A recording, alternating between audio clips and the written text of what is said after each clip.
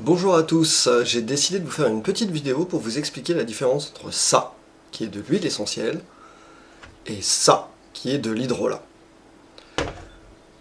Ces deux produits-là sont issus de la distillation, donc comme on le voit avec un appareil comme celui-ci qui est un alambic. Bon, là c'est un petit format, mais on en a des plus grands avec généralement entre les deux une colonne dans laquelle on va mettre les plantes. Sur mes marchés, j'ai tendance à entendre pas mal de choses avec des personnes qui comparent un peu ces deux produits, où l'huile essentielle serait plus puissante qu'un hydrolat, l'hydrolat est un sous-produit de la distillation, des choses dans ce genre-là. Donc je vais vraiment vous expliquer un petit peu la différence en faisant assez court et que vous compreniez bien. Donc quand on va distiller une plante aromatique et médicinale qui contient une essence, donc son huile essentielle, on va mettre notre plante dans l'alambic avec de l'eau. Cette eau va chauffer, arriver à 100 degrés, va traverser la plante et va récupérer les principes volatiles de la plante. Donc à la sortie de notre alambic, on aura un essencier ou un vase florentin qui va récupérer et de l'hydrolat et de l'huile essentielle. Généralement, l'huile essentielle va flotter sur l'hydrolat et donc on pourra séparer les deux corps. Donc on voit bien que déjà ce sont deux corps différents. Donc un hydrolat, par principe, par définition, c'est une eau distillée chargée des principes volatiles d'une plante. Une huile essentielle, c'est un ensemble de principes volatiles d'une plante. Donc déjà, on n'a pas exactement les mêmes principes dans les deux. La première chose à savoir sur les huiles essentielles, c'est que les huiles essentielles, on va éviter de les utiliser chez les enfants en bas âge. On va éviter de les utiliser chez la femme enceinte aussi. Ce sont des produits qui peuvent être dangereux, voire toxiques.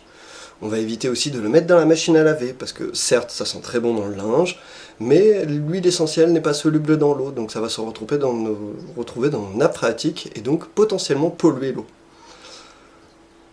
L'hydrolat, quant à lui, ça va être un produit que l'on va pouvoir utiliser en interne, en externe, donc sur la peau ou le boire, et voire même l'utiliser en cuisine. Le plus connu, que tout le monde connaît, c'est la fleur d'oranger. Il y en a même certains qu'on peut utiliser pour mettre dans les yeux, tels que le bleuet. L'hydrolat n'est pas moins puissant. La différence vraiment entre les deux, et dans les posologies, c'est ce que j'explique sur les marchés aux gens, c'est que cette huile essentielle, on va l'utiliser à la goutte avec de l'huile végétale en externe, principalement. On peut les utiliser aussi en interne à très petite dose, parce que si vous en utilisez trop, votre foie peut subir quelques petits problèmes. Et c'est pas très bon pour la santé d'avoir un foie engorgé de certaines molécules. Donc on va éviter de les utiliser fréquemment, et on va les utiliser avec précaution.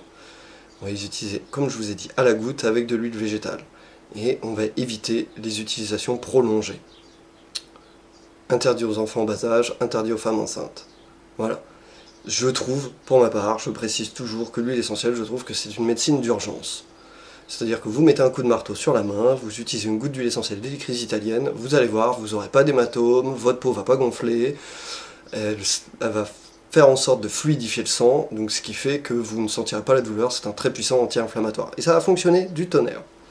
L'hydrolat, quant à lui, on peut l'utiliser en cure. On peut faire 3 semaines de cure avec. On préconise pas plus. 21 jours, c'est très bien. Donc la posologie, ça va être une cuillère à soupe dans 1 litre d'eau, ou alors 3 cuillères à café maximum par jour.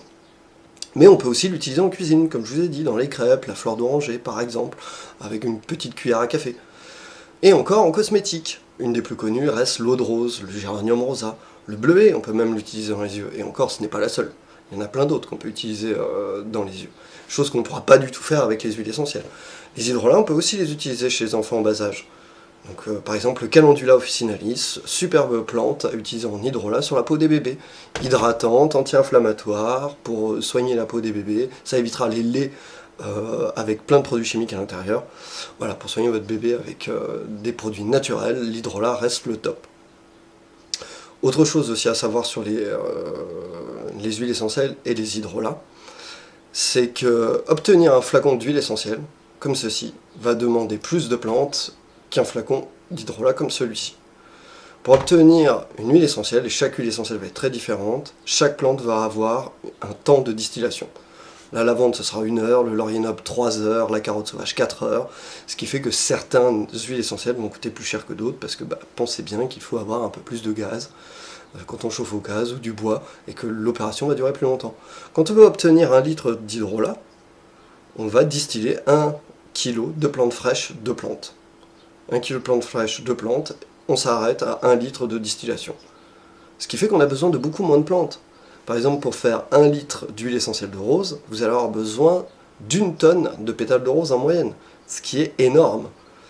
Ce qui fait que si vous commencez à distiller en grand format, comme ça peut être le cas à l'heure actuelle, nous allons nous retrouver avec énormément d'hydrolats qui ne seront pas forcément vendus, qui seront peut-être balancés ou utilisés un peu n'importe comment, et beaucoup d'huile essentielle. Donc je précise bien que l'huile essentielle reste une médecine de roi. C'est aussi un impact écologique important, parce que si on veut se soigner qu'uniquement avec les huiles essentielles, on va avoir des grandes cultures de lavande, de lavandin, d'hélicryse italienne, et ça sera la même chose, faut pas se leurrer, qu'une grande culture de maïs, de tournesol. Là où on pourrait avoir plusieurs cultures différentes. Et à partir du moment où on a une culture sur grand format, on peut aussi avoir beaucoup de parasites et beaucoup de maladies. Donc la distillation en petit format, tel qu'avec cet appareil-là, ou un appareil plus grand, 50, 100 litres, nous permet d'obtenir des huiles essentielles, mais aussi des hydrolats de très bonne qualité. Donc pensez bien, avant d'utiliser une huile essentielle et un hydrolat, ce que vous recherchez. Pour terminer, je vous dirais juste, sur les hydrolats, on va éviter certains hydrolats chez la femme enceinte, tels que les sauges, par exemple, parce qu'elles peuvent poser vraiment des problèmes. Par contre, savoir que la sauge officinale, le jour de l'accouchement, peut favoriser le travail. Voilà. C'était une petite précision sur les différents produits qu'on peut obtenir sur la distillation. Soyez précautionneux quand vous utilisez ceci. Faites attention aussi sur l'utilisation des plantes, leurs contre-indications, bien sûr, même si c'est en hydrolat. Mais sachez que les hydrolats sont beaucoup plus pratiques. Vous pouvez les utiliser de différentes façons. Cela demande beaucoup moins de plantes et c'est tout aussi efficace. Quand vous faites une cure de 3 semaines avec un hydrolat, vous êtes capable de rééquilibrer l'organisme dans sa globalité. Chose que vous aurez peut-être beaucoup plus de mal à faire avec une huile essentielle qu'on utilisera au coup par coup et en cas d'urgence. Voilà, je tenais à faire cette petite précision. Vous pouvez retrouver tous mes produits sur la page du jardin. Vous trouverez le lien à la fin de la vidéo. En attendant, je vous remercie. Je vous souhaite une belle et agréable journée et j'espère que cela vous aura plu. À bientôt!